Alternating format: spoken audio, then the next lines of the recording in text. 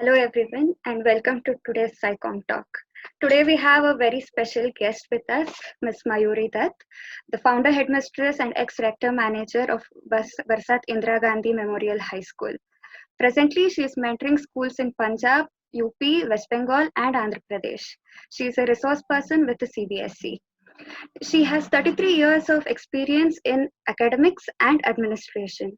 She also has expertise in counseling, human rights, rehabilitation management, and child therapy. She is the national co-convener of Vidyarthi Vignan Manthan, an online science talent search examination organized by Vignan Prasar, NCERT, and Vignan Bharati. She has traveled all over the country and has interacted with more than 75,000 students and about 5,000 teachers and principals. She is the recipient of Saraswati Vidya Puraskar for Best Innovative Principal in 2003. She has 3 Guinness World Records to her credit. These were created in November 2019 during the 5th India International Science Festival with about 5,000 school students, along with the Ministry of Science and Technology, Government of India, and Vignan Bharati, and in these following categories. The largest astrophysics lesson consisting of 1,598 participants on 5th November 2019, most people, that is 269 people, assembling radio sets simultaneously on November 7th, 2019, and largest human image of chromosome consisting of 415 participants on 8th November 2019. It's an honor to have you, ma'am. Welcome. Hi, thank you very much for inviting me on this platform. That it's an honor for me to be here to interact with so many people together. Thank you. Ma'am, so my first question, what was the effect, like the first effects of this major lockdown on the schools? Well, my dear, by the time India realized, because this had already started from the Western countries, the decision started from European countries first. So by the time we released the impact, we just took it little lightly. That's okay, there will be a lockdown for some period. So let's equip ourselves for a backup plan, how we are going to take care of the children during the period, because this is our transit period. Our children complete one session and they're supposed to enter the next session to get new teachers and new books and everything. So keeping that in mind, we had a board meeting and others, and we were just waiting that since board exams are on, so it's not that serious. Let's wait what the board or HRD minister is thinking about. So slowly and gradually, when all of a sudden, abruptly, we got notices in the night that all board examinations are cancelled, that gave us a bolt. And then we thought, no, this is a serious issue. We have to think something. Otherwise, basically by March, schools are already planning themselves for the next session as it comes in. So what actually gave us a bolt was that it was suddenly and abruptly closed. So even the teachers and members associated with the schools could not pick up, collect, or do anything for thinking otherwise for helping these children. So we just started thinking what is to be done and waiting for the next course of action of the government. Okay. It was a real impact upon not only the schools connected with me, it's the thing which I'm talking about the whole over the world. Yes.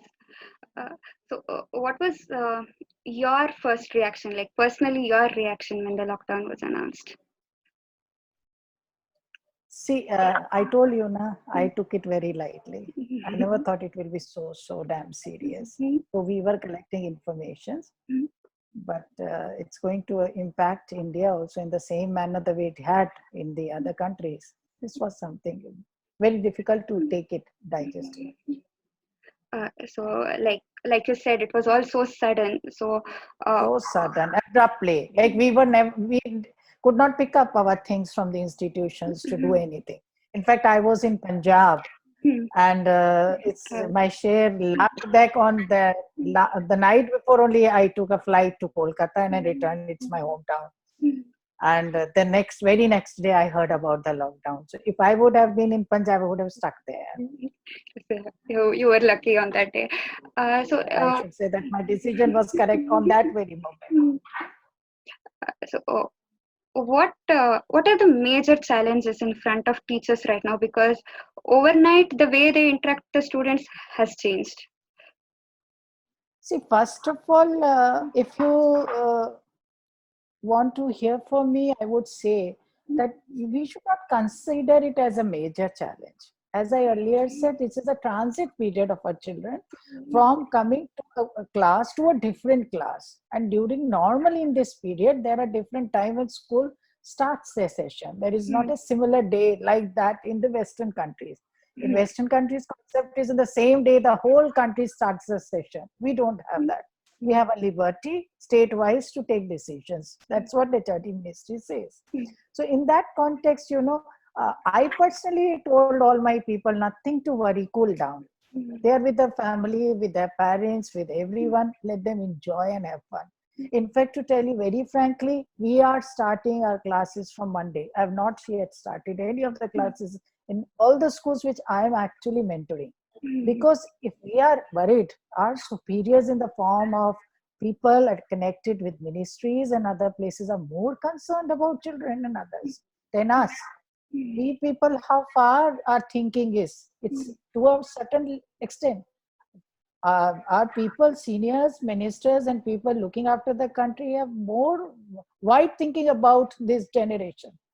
So we were just waiting slowly and gradually. What we were doing was we were just engaging our children with some day-to-day skill level programs, like we had asked them to be in the kitchen and learn science in kitchen. We told them to go to the garden, be with your parents and learn social science there. We just told them go just do maths on the dining table by laying the plate and cutlery. So helping your parents lay the bed, learn moral science, etiquette, and manners. Go to the mandir, sit with your parents. Because frankly speaking, if you hear from me and want to listen, I would say from deep inside my heart that is the first opportunity for all the human beings that they are there back with their families peacefully without problems. Yes, many of them are doing work from their homes. Now, if we start giving tasks to children, which has to be done by the help of the parents from home, in that context, what do you say? Will the parents be able to do their task while teaching the children? So I was not in favor of a Zoom program or online exam program or an app. What we just generated was I just directed all my schools, let's have question answers prepared for the new chapters, because our children are not having their books even in their hands. It's very nice to see that just yesterday the HRD ministry has asked NCRT and NTU, because these meetings were going on. Just they on Thursday they have just declared that they are going to reduce the syllabus. They are going to revamp the calendar of the institutions.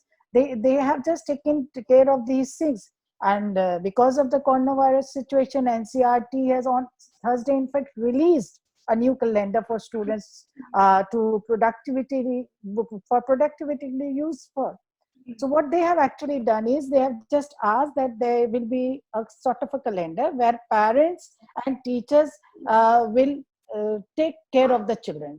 It's not going to be an individual program of one person at a time, but it's going to be a combined program of both parents, teachers, as well as children to be taught at home.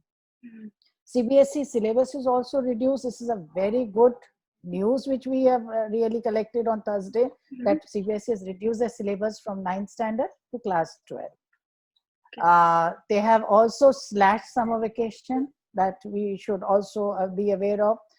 What they have come up with the proposal is they want that Saturday classes to be introduced. So that's we are going to get. It will be a mandatory.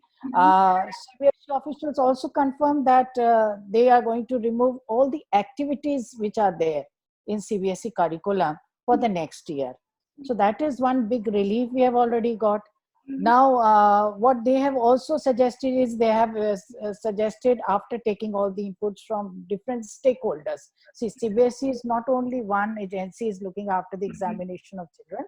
There are other agencies such like Indian Council of Education Board, that is ICSE Council. Then we have different state boards. So whatever decision normally HRD ministry takes, it takes with the help of other stakeholders, as we actually call them.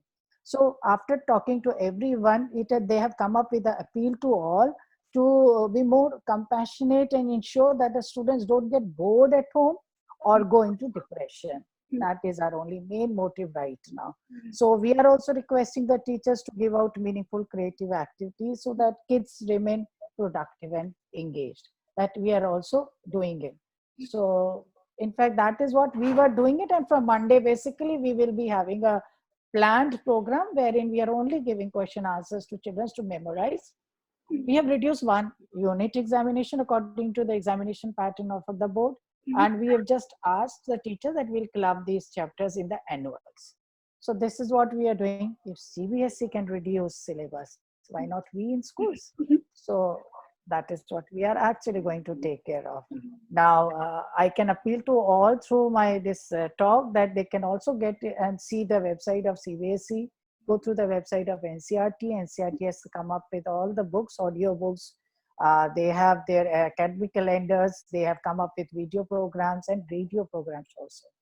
In fact, not only CBSE, ICSE has also come together and they have launched free fitness program, because right now it's not a question of teaching them to whatever mode we are taking. In fact, none of the boards are really interested to teach through internet, as we are actually thinking about metro cities which have connectivities. But what about the cities which doesn't have the internet facility? So if we think about them, then it's better that all can be disseminated through DTH channels. And that is what CBSE and ICSE is doing, and they're conducting video conferences of training the teachers and others. Because basically we were amateurs. We talk about foreign countries. There, it's been 3 years that they are already teaching students in this virtual system. These are called virtual electronic mode of teaching. But in India, we can talk about metro cities who had come up with these programs, or schools like DPS and DAVs and others, those who have many of the units. So they have such programs of inter-exchange. But the schools which are in individual schools and schools which are in all the districts where connectivity is a major problem, they are never used to all these kind of things. We are talking about CBSE schools, IC schools. Just think about the state board schools. What is the condition there? How are we doing for them? What are the teachers doing for them?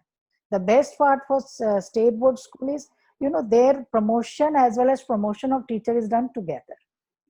If a teacher is in class 1, she goes to 2, she takes her children to class 2. But in other schools, this never happens. So right now, it's simply not knowing anyone. Teachers are teaching their children, they haven't seen their faces. So it is really a Herculean task for our teachers doing this work.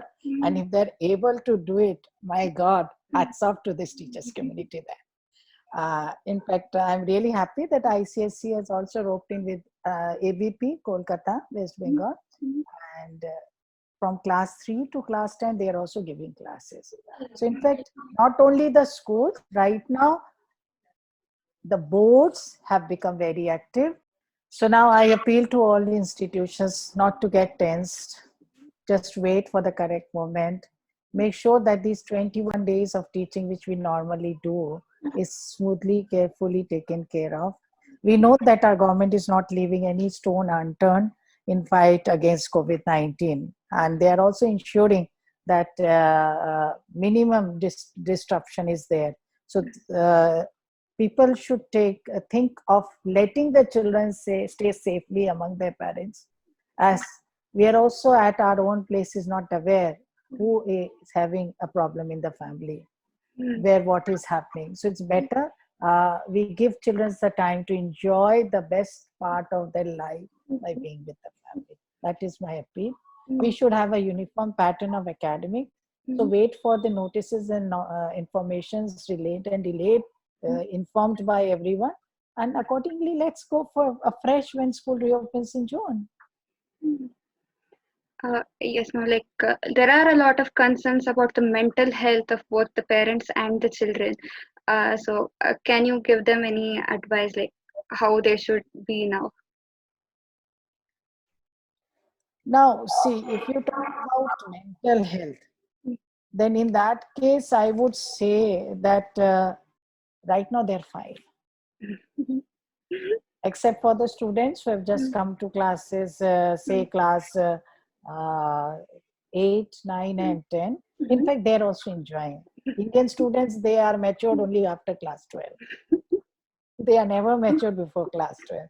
So I would say that let's make sure that children, when they join back, the situation should be, we need to equip ourselves and prepare ourselves to welcome them when they come back from the clutches of their parents. That's all what we have to presently think. So keeping that in mind, because when the students will come back, they'll be overwhelmed. And to take care of the overwhelmed students, it's going to be the most difficult and Herculean task of the entire teaching fraternity. Okay. So because COVID-19, it's presenting different kind of a challenge every day. Okay. Now that is affecting the well-being of families and children across the country. And once all over the place, if we are prepared to welcome them back, we need to make sure that we provide consultations, mental consultations to them, uh, to the young adults, children, teens, and everyone, because somewhere we find that they'll start struggling with that kind of feeling. Maybe absenteeism will increase like anything now, because parents will be apprehensive and they will not be. And I'm expecting this to continue for around 18 months from now. Only after the new session begins in June, we will be actually able to run institution and think everything peacefully. Because the children's, we have different kind of mental health problems, and it has increased. And you will find that once students will join back, they will be suffering with stress, anxiety, depression. ADHD is so full everywhere. You will find it among 10 students, 5 are suffering with ADHD disease. Autism, OCD problems will come, and the biggest OCD problem will be now hygiene. Everyone will be taking care of that particular mode when they come back. So we will have really a difficult task. We need to have tailored support ready by the government, by the schools, everything. We have to create that, where we have to first of all think of the bereavement and grief support with trained grief counselors for the ones who have lost any of their family members. This is one thing we have to now think of. We have to also start supporting them about the remote learning skills. We have to start this. We have to help and support our children with behavior and emotional skills, because these skills we have to train them, parents do not. So that we have to do. uh, we need to keep counselors now mandatory in schools to support the children with the various kind of problems which may arise knowingly or unknowingly.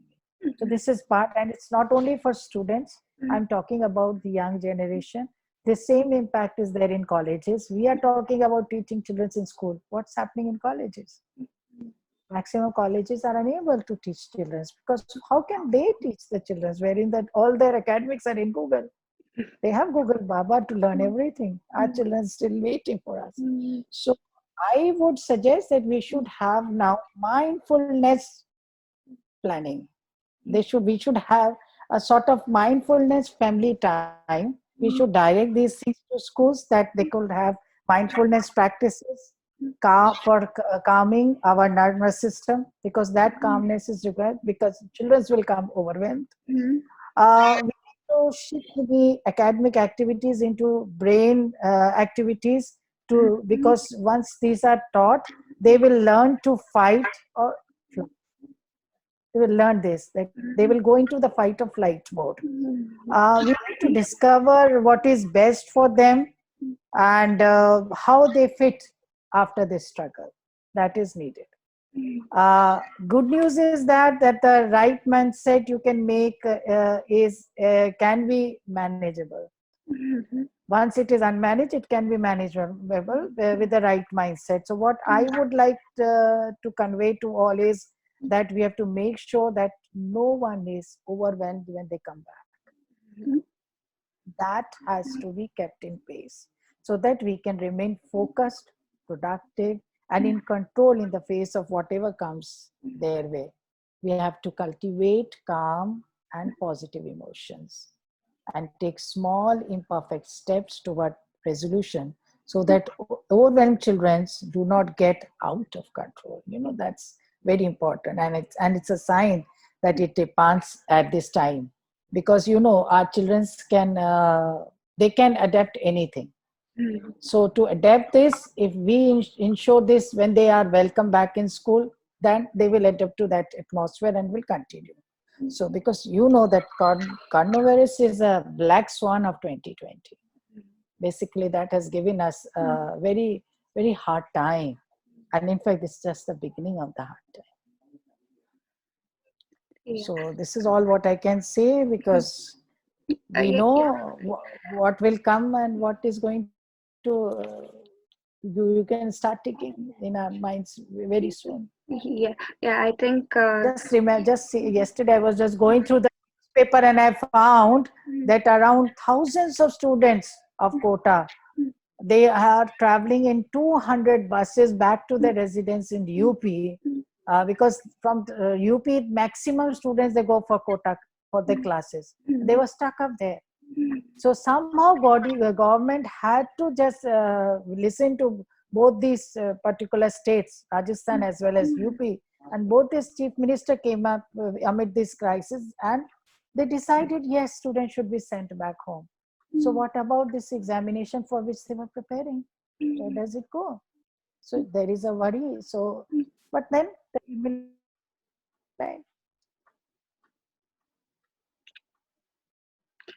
yeah. So yeah, your advice, I think that is very much required at this point of time, and I'm sure many people would have felt motivated with this.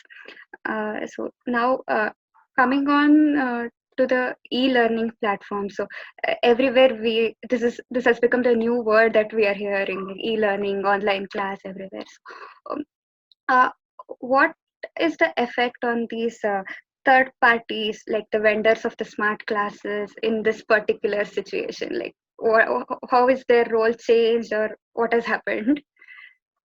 actually, I was just talking to one of my vendor. Uh, Basically, these things are already going on round in all over the country, world.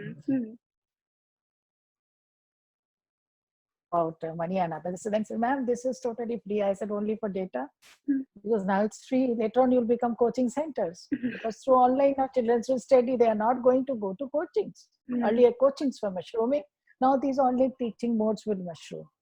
But I will finish it up in one word: either they will vanish or they will rule.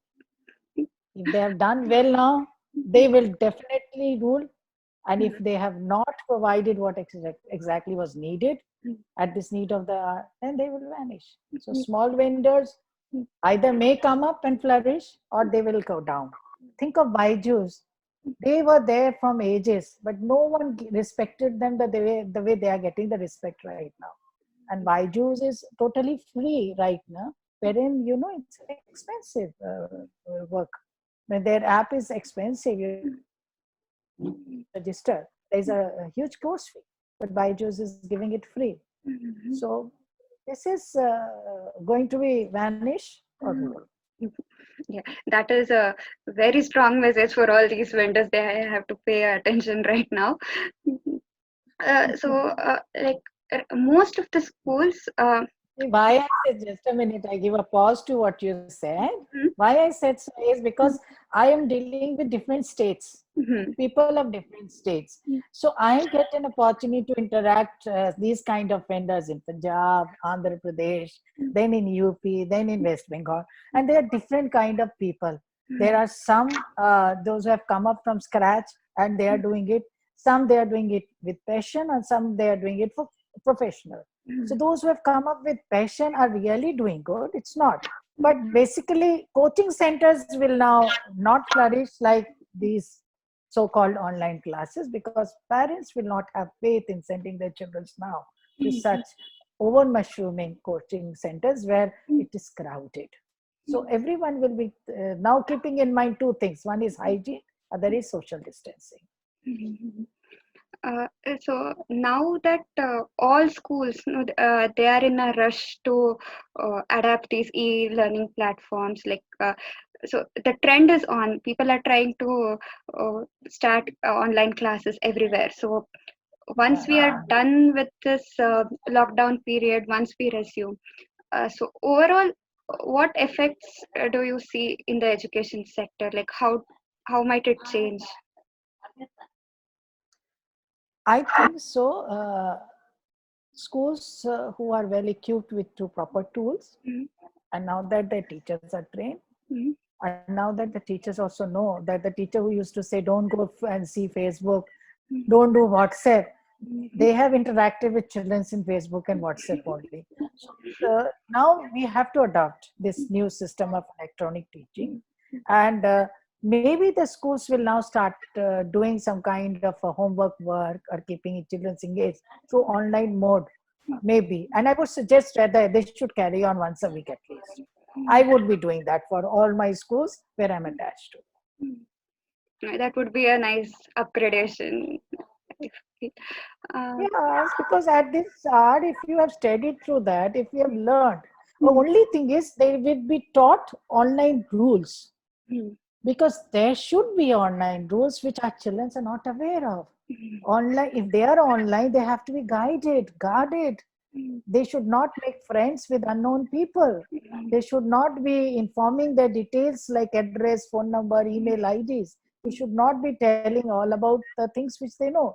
So, with proper online rules and under observation and guidance, I would always now suggest that school should carry on at least once a week some kind of a conference or a Zoom. Though people are now saying Zoom is not safe, mm, but then we should now carry on with this procedure.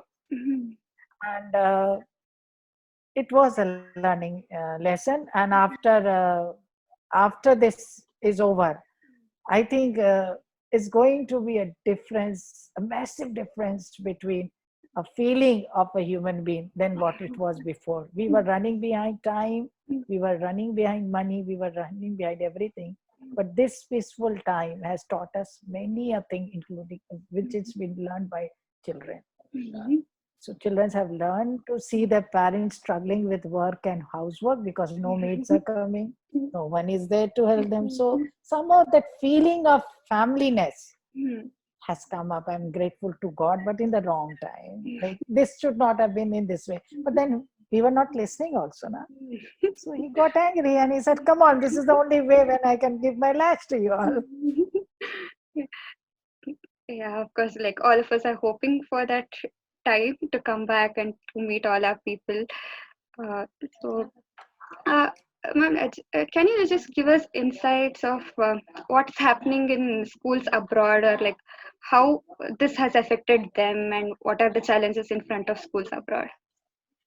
See, in Europe, the first European country, Denmark, opens its gates just this week. Mm, In fact, last Friday they had their first classes. mm, They opened with their gate, and they had a very strict resolution that first of all they had a talk with their teachers, and they conducted certain meetings, and then they remodeled their school. You know mm, what they did. In fact, foreign country there is a strict instruction that there should be a certain number of students in each class, wherein in India our classes are overcrowded. mm, So what Denmark did was they informed that there will be only 10 children per classroom. They maintained a 63 square foot distance for primary child per child, and around 45 square foot distance for secondary children. And in fact, a 6.5 feet distance of a teacher's table. This is what Denmark has done. This their policy, and then they have made children sit away from each other. They had actually instructed that children need to go after every period to wash their hands. They're keeping sanitizers with them. And they are requested not to mingle with each other. They are asked to keep that distance. This strict, you can say, information is given, a rule is being followed. In fact, Denmark has also asked teachers to maintain this overcrowdedness, and they had just told that even teachers will not be sitting in the staff room and others. So Plus, you know what Denmark has done is they have reduced the number of students in their buses. What they have done is they have changed the greeting style into elbow bump now, which is becoming a famous thing. They have also informed children to carry on the hygiene system which they are doing presently. They've reduced the hours. They have stopped children having tiffin together. They have been asked to stay away from each other. They're not allowed to share tiffins. This is also one thing, because we learned to share tiffin from the foreign land. So these are the few things they have already asked to do. They are disinfecting the entire school after every hour. So I am apprehensive. I don't know what's going to happen in India when school reopens. Can we do that? I don't think so. They have converted their hall rooms and all the activity rooms into classrooms by making 10 to 15 children sit with that distance, which has to be managed. That's 65 square feet for primary and 43 square feet for secondary per child. That they have strictly informed the schools. And for teacher, it is 6.5 feet. So that they have done. I just went and I just come across with Denmark, the first European country, which I really felt interested. But other also countries are reopening schools slowly and gradually. But I will once again say there will be a huge absenteeism, because it will take time for sending the children back to school. That age-old story has come back, that homeschooling is better than going to school. So probably, as I said, it's around 18 months this kind of apprehension will be there. Secondly, Denmark has also instructed the students below the age of 5 will not be coming to school. And the government has also instructed many countries that parents who have children below the age of 5, these parents will not be attending offices. They will do work from home. This kind of relaxation has come.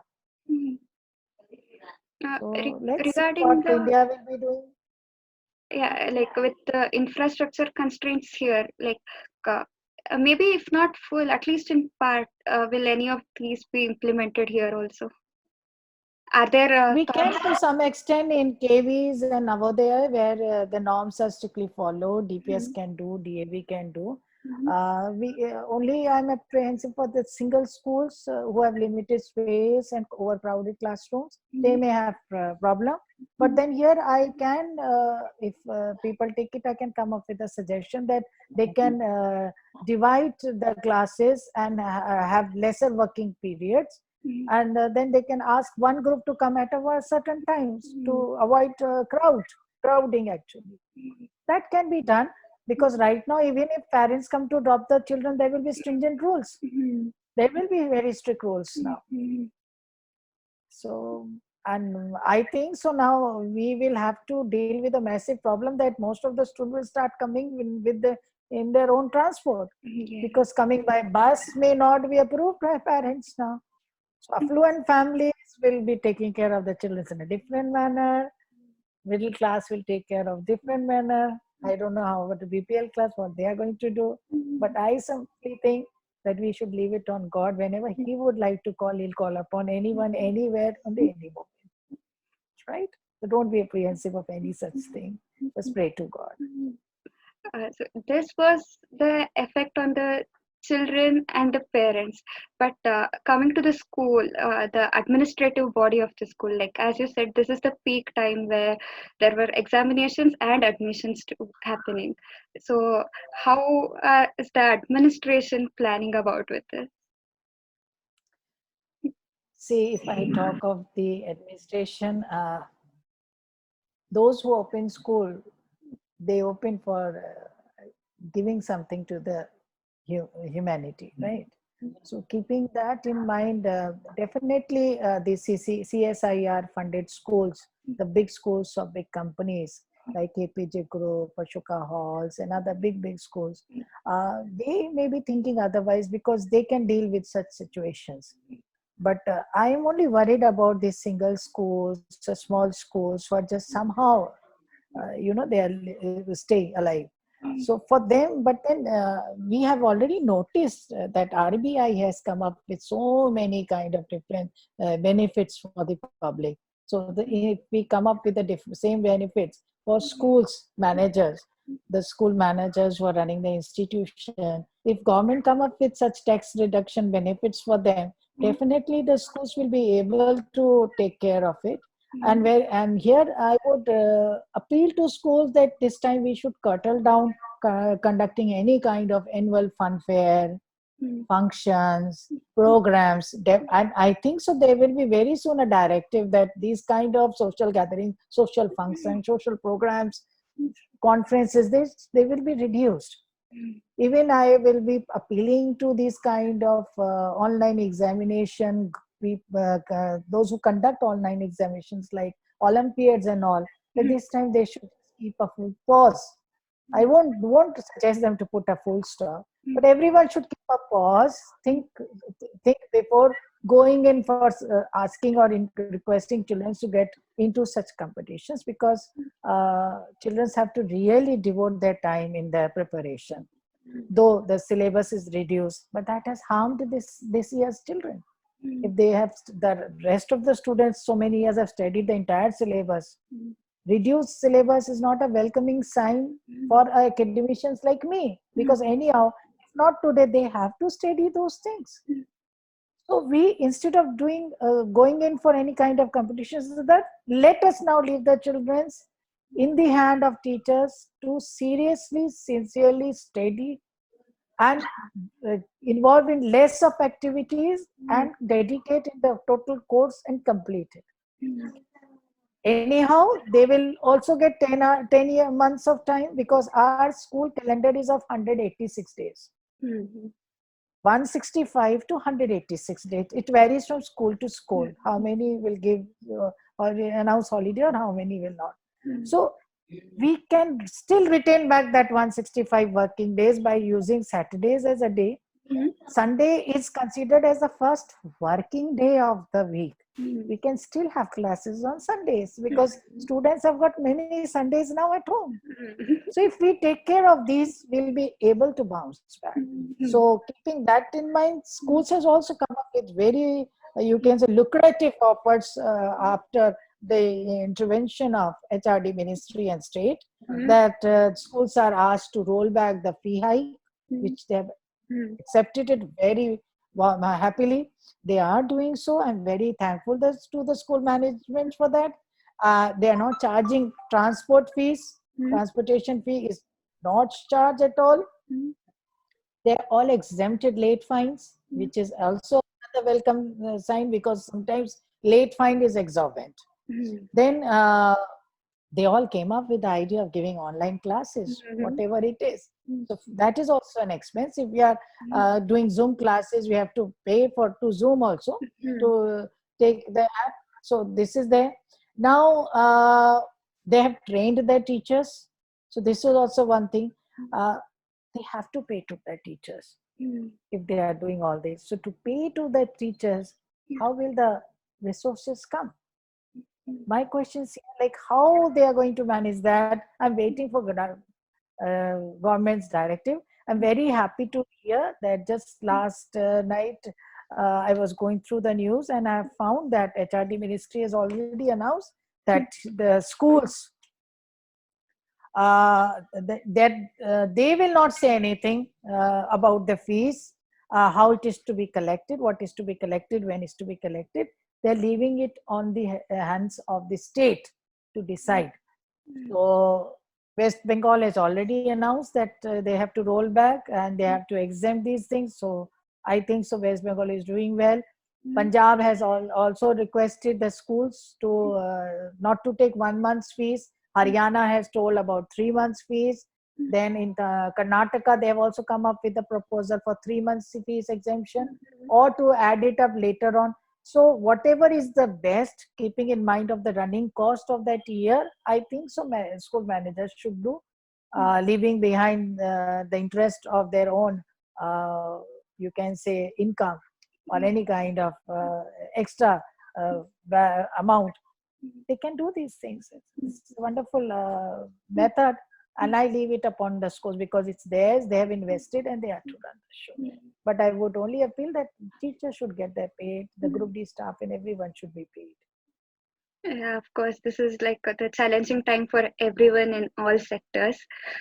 So, Yeah, because we have to right now. Everyone is very happily contributing in PM Cares Fund. mm, But in the wake of that, you may find after few months there will be different kind of collections coming up. We want to give it. mm, All these kind of collection should be prohibited now. It has to be restricted to a certain. mm, These things I would appeal that we have to take care of. yeah, of course.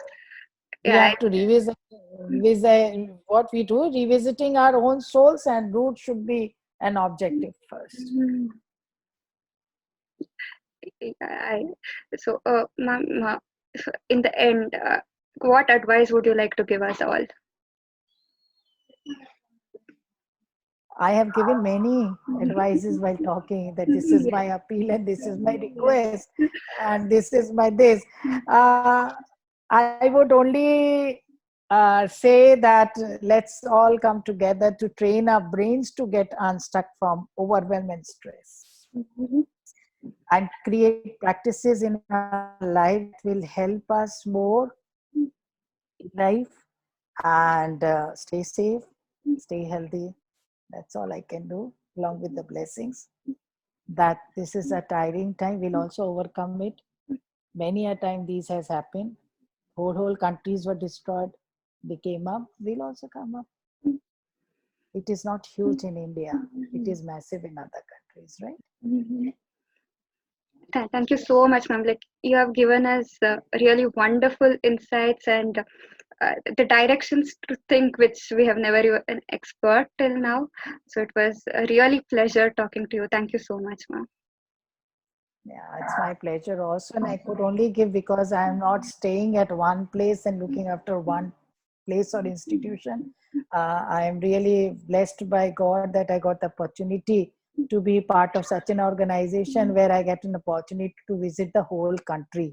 So it's not only metro cities, I have been to places far off up to Palli in Rajasthan.